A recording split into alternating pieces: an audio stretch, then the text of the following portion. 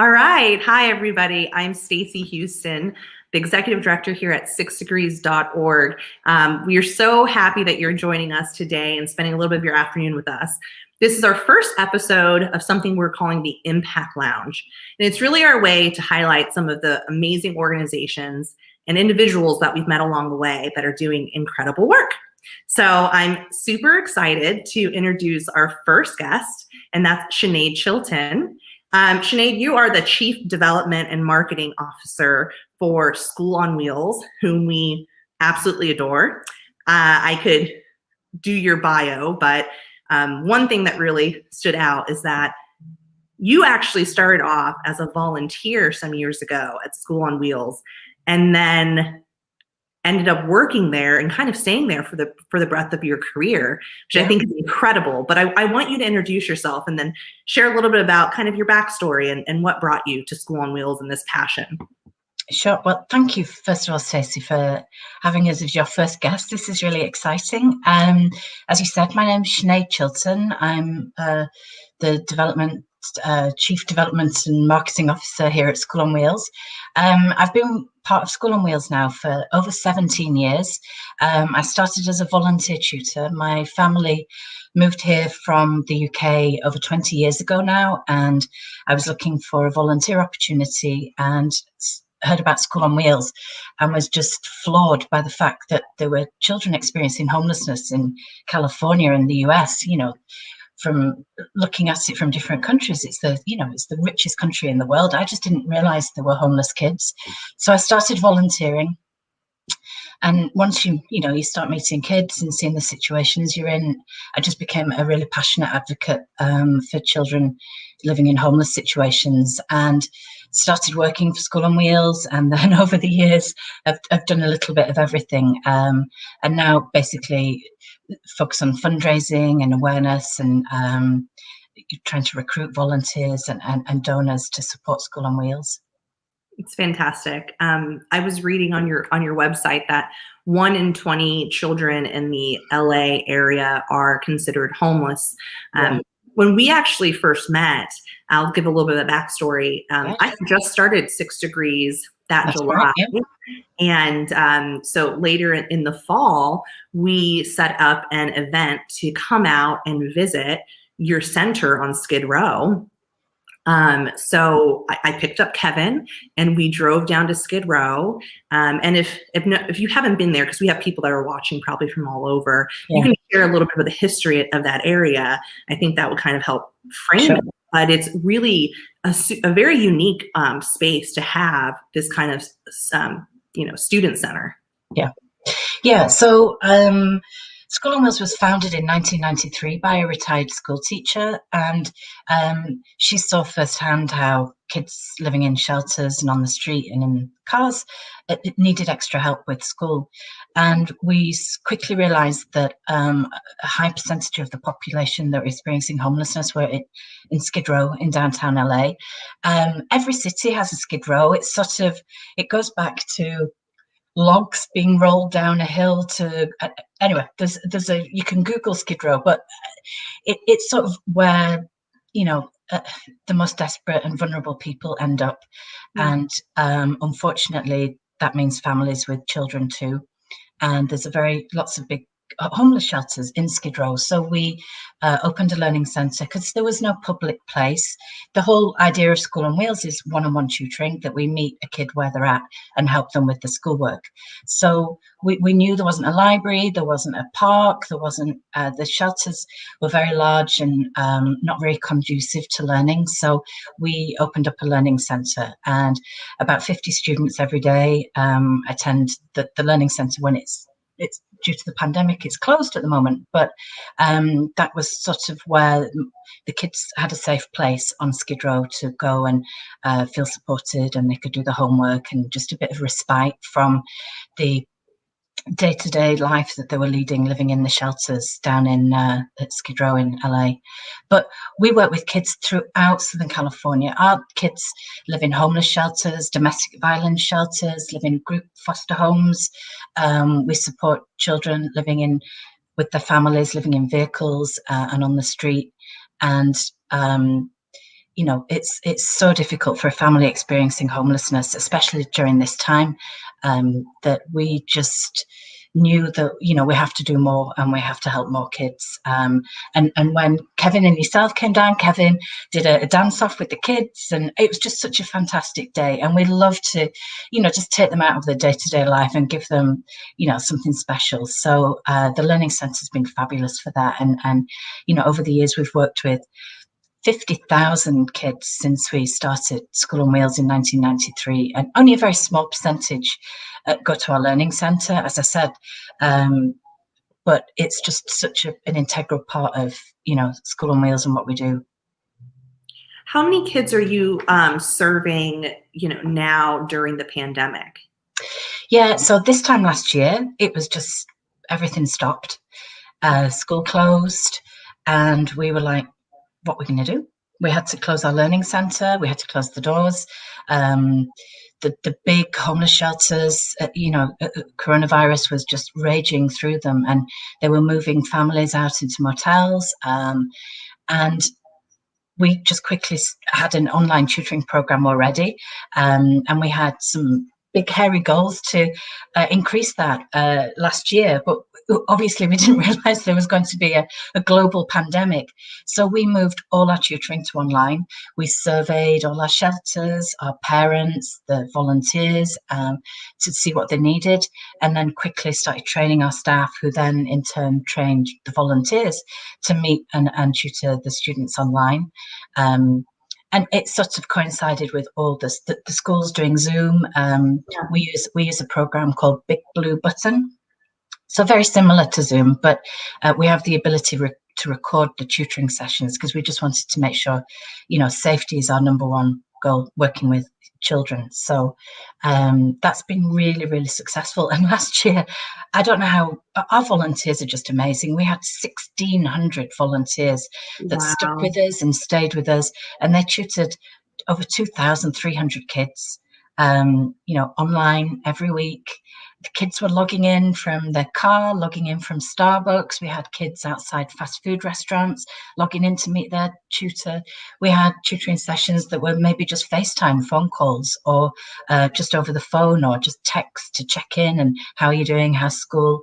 And as everybody's become more comfortable with Zoom and being online, it's just become the norm now. And I tutor a 14-year-old girl named Priscilla, and we have a great time. I don't have to go anywhere. I can do it from the comfort of my daughter's bedroom / my office, and it's just great. So our kids have just been amazing and have adapted so well, but it's tough, really tough still.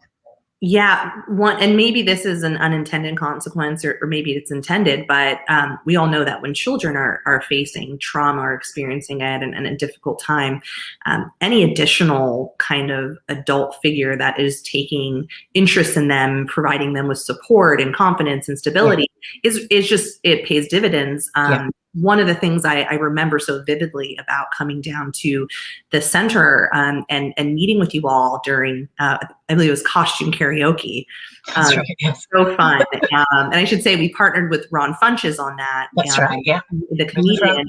He was just fantastic, and him and Kevin just spending time with the kids and also the parents, And there was just such a gratitude from the parents for the work that you all do, because they are really trying to do their best, and as we know from the pandemic, so much more has come out, out of their control, right? To know that there is someone that can spend, an hour with their child once a week to kind of help them on things that they may just not even have the time to do. It's just such a gift. It really is. I think having a positive role model and mentor in your life, especially, at a vulnerable age, and when as you said, our children are experiencing trauma every day, and, the situations they're in, it's through no fault of their own. And parents love the kids. It doesn't matter if you're living in a homeless shelter or in your car, you still love your kids, and you want the best for your kids. And we've seen that students are just school is a safe place for our kids, whether housed or unhoused. There's a structure, there's a routine, they know what's going to happen next, they get time to play with their friends, and that's just been taken away from them. And that's everybody. That's not just, kids living in shelters. And so that social and emotional side, we've seen a real deficit. And, we're really trying to support our volunteers with additional training and webinars and how to help kids express their feelings. And, it's so difficult through a computer screen to understand body language and how somebody's feeling. So it's asking leading questions, and it's having that person to listen to that really is not invested in you. It's not, there's no ulterior motive. They're just there to support you with school. And I think it's easier for kids to open up and become more vulnerable and say, I don't understand, can you repeat that? The teacher told me this today, but I don't really get it. So I think it's just having that person that you can be vulnerable with, and that understand your situation and empathize. One of the things that really stood out is the statistics around how much time is lost every time a child moves. Yeah, I remember talking about this a few years ago. And if you could share that, because I think it helps frame the importance of having this additional tutoring when someone is facing, housing insecurity. Oh, you put me on the spot here now, Stacey. I can't remember. I think it's like the 4 times more likely to repeat a grade. And what we've seen, it's kids not logging into Zoom classes. It's kids that may be babysitting their siblings so the parents can work. We're seeing children who, are unable to meet their friends and are starting with mental health issues. And I think not having enough food. I mean, if you're, in a homeless situation and say your parents are working and you're struggling to get online and work with your teacher and look after your siblings and make sure they're doing the homework. It's you take a back seat. I think we're seeing that with a lot of the teenage students. That they're not attending the Zoom classes. They're not, they're struggling to keep up. They're already behind, because every time you move, you could lose half a grade. And lots of kids have started new school with Zoom. They've never physically met the teacher or any of the children that they're working with in group situations, like in pods on Zoom. So that's just so difficult. And even just the thought of going back to school, all of a sudden now you've got backpacks, school supplies, clothing. For some kids it's been a bit of a relief not to have that daily pressure of going to school. For the older students, typically I'm talking about, but because they don't have the resources, they don't have the supplies. Yeah, and that's where the School on Wheels has been fantastic, and the donors and supporters that have just stepped forward and helped our kids, providing nearly half our students last year received a laptop or a Chromebook. I was going to ask about that because of the technology, right? Yeah. If they're moving from, it's been so difficult. We've worked with the school districts, and the school districts realised this and started providing hotspots and internet connection, and they also provided devices, but they have to be given back, and we've just been saying, here's a laptop, keep it, it's yours, and keep doing well at school, but we're seeing the numbers increase. We've got kids waiting for tutors, and more and more kids are being referred to us by school districts throughout Southern California. So we're in desperate need of volunteers that that can dedicate an hour a week. You don't have to go anywhere, you don't have to travel, it's all online. We provide all the training. I read a statistic in a newspaper this morning that said that there's going to be double the number of homeless people, displaced people, since the recession in 2008 because of the pandemic. So we really, really need people's support and people to sort of understand that these kids need our help. And if you've got experience in education or math or science, or if you're a man, if you're a Spanish speaker, if you're over 18 and you live in California, we want you to donate and volunteer your time if possible. So you specified man. Is it because there's mainly women that are tutors, or are you looking You know this, for male Stacey. role model? Yeah, we're a much more altruistic sex, I think. Yeah. I don't mean to generalize or to label anybody, but no, we want the person that you're seeing on the screen to look like you. So, we're tutoring boys, we're tutoring teenagers, we want male mentors. We have a lot of Spanish speaking parents, so having volunteers that can communicate with parents is so important. And having a background in education or social emotional learning, or just and EQ. mentoring, tutoring. I think lots of people have tutored at college. And we're also looking for older volunteers, more mature volunteers that maybe can dedicate more time and are tech savvy as well. Yeah. So it may be like those that are retired even be good candidates because Yes, they have fabulous. more Yeah, time, just the hour. yeah, and retired teachers, that they're a fabulous group. So it seems like one of the benefits of COVID and moving to this virtual platform is that the tutors now probably don't have to be Los Angeles specific, right? So if you're in need of volunteers, would you say that they could be in other parts of the country, like? Yeah, we're working on that. Well, we do very rigorous background and checks and reference checking and live scan and fingerprinting, and it's different in every different state. So at the moment we're just California, but we're working on how we can work with other folks from different states, so that if you're from California and you've moved to someplace else, I think what happened, you have to be an existing volunteer tutor and have had the fingerprinting and live scan done in California. But then if you've moved to a different state, I think last year we had volunteers from 50 different states. That's amazing. Yeah. That's incredible. So you need volunteers. How else can those that are watching and tuning in help School on Wheels? I think just advocate. I think, everything that's going on in the country and the world, and there's so many issues and so many heartbreaking things that are happening. But it takes so little to make a difference in the life of a child experiencing homelessness, and just being there for somebody. And I think lots of people have felt isolated last year and this year, and it's a connection. It's it's you're helping somebody else, and it's somebody. Lots of us have had time to reflect about ourselves, but to think about somebody else other than yourself, it is just so rewarding. That we find that sometimes the volunteers get more out of it than the kids. But that's often the case with volunteering. I mean, definitely, it fills your cup as well. Yes, yeah, it really does. And I've been a volunteer tutor for 17 years now. I've worked with lots and lots of kids. I've had relationships with kids for 4 or 5 years. I've had a relationship with a student for a week, and it's so, you just don't know. But on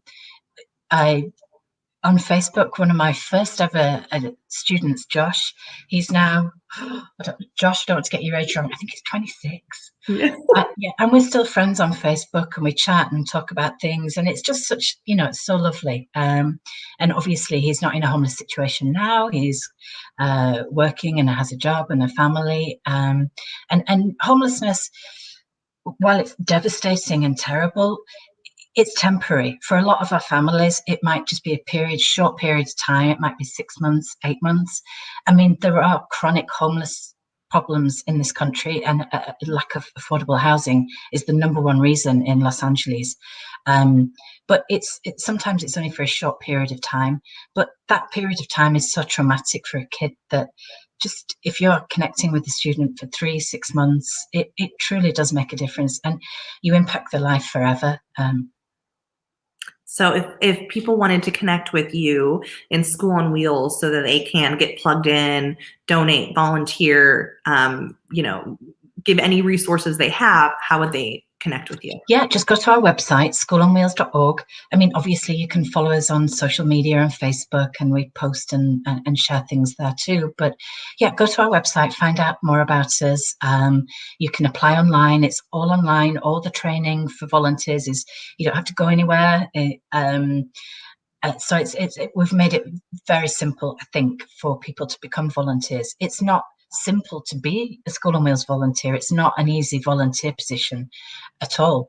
But if you have a love of learning and you have the skills that we're looking for, we really encourage you to volunteer and help some of our kids, because they really need the support. And we'd love to have you. The more people that can be part of our team and be advocating for our kids, the better. Well, I encourage everyone that is listening to connect, learn a little bit more about School on Wheels, and the programs in your own community as well. I think that definitely. I think if you're outside of California, reach out to some of your local homeless shelters. Just do a quick Google search homeless shelters.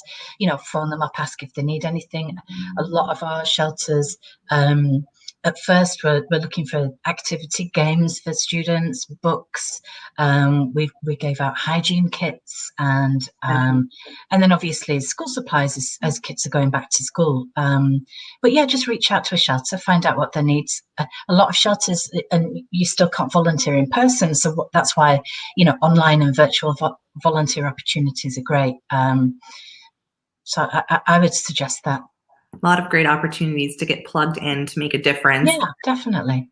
Sinead, thank you so much for joining us and being our very first guest for the Impact Lounge. It's been really nice to just connect with you again and hear a little bit more about, this past year, and really the ongoing work and ways that we can support you.